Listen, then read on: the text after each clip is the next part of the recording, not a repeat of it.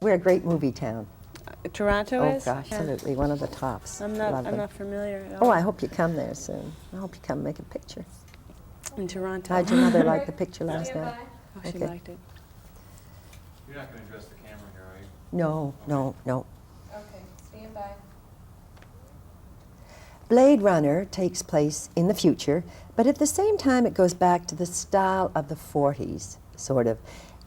Do you think that women in the 40s had a distinctive style, and were you kind of doing your character on the style of a woman of that particular period? The fashion of my character was definitely 1940-ish. And it's as if fashion has made a figure eight, starting in the 1940s, going to 1980, and then going to 2020. And I think the reason Ridley developed it in this way was because that sort of, the big shoulders and the big red lips and all of that that goes with that made my character appropriately awesome in the beginning of the film, which was necessary because I am an executive in the Tyrell Corporation, and as the film progresses, you see my character transform into a much more vulnerable character. But you needed that 1940-ishness to begin with, very severe. Interesting to look at how the contemporary generation views the women of the 40s, because, you know, I hadn't thought of the women of the 40s, of which I am one, being in any way awesome. But I suppose with our Betty Grable hairdos and bright ruby red lips, I suppose we were. Awesome, not necessarily in reality during the 1940s, but in the films in 1940s is a big difference. I mean, the only thing that is left over of the 40s are the films. And it are the things that people have written down because the time is past. So I don't think anybody is really in reality that way, but what's left over on film are Joan Crawford. Well, actually, she was in the 30s, wasn't she? Well, but she spilled over to the 40s, Yeah. yes, and I can see that. Now, you're dealing with a far-out concept of genetics, of course, of man-created human robots. And movies do tend to reflect a little of the fears or thoughts that are going on, and test tube babies are now in the news, and surrogate mothers. Have you any particular prejudice against or opinion as far as surrogate mothers are concerned, for instance? The film deals with one thing, and that's I must come into contact with the fact that I am not real, that I am not human, that I have been artificially made, that I'm genetically engineered, and this is the climax of my character's transformation within the film.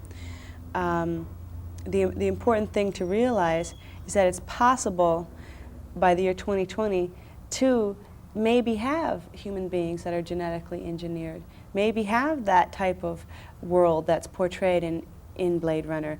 I'm going to be alive in the year 2020, so I certainly hope that the world isn't as bleak as it's portrayed in Blade Runner, but the statement that Blade Runner makes about that is one that gives one pause. Just as a sort of an amusing thought on a very serious subject, if you could genetically engineer a man to your specifications, what qualities would you look for? I might avoid running into Deckard again. I might definitely avoid that, but if I could genetically engineer my own man, well, let's see, Clark Gable would do. Okay, I'll think about that. You know, at one time, glamorous, beautiful, sexy movie stars, and again, I'm going back to the 30s and 40s and that era, could not be mothers. They couldn't be mothers and beautiful. If they had children, they put them in a closet and they were hiding them away because of the image.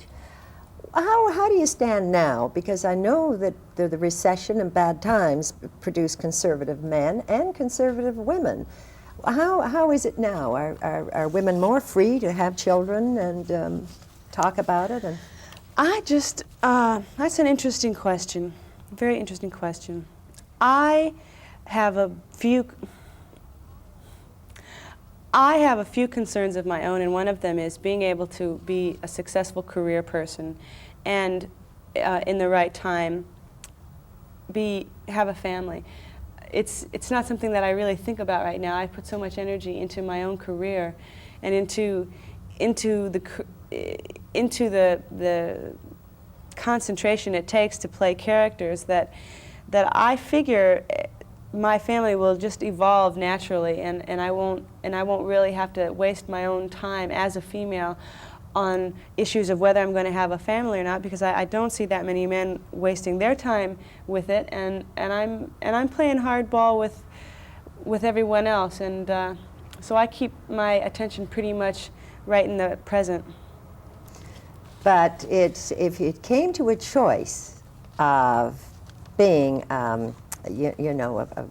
having a great career or having a family, if it again became difficult to combine the two, do you think that you could make a choice like that? I'll tell you, women are constantly put into the position where they're supposed to choose. Mm-hmm. They're supposed to make a choice, as if that's the ultimate opportunity available to them. For me, anything is possible.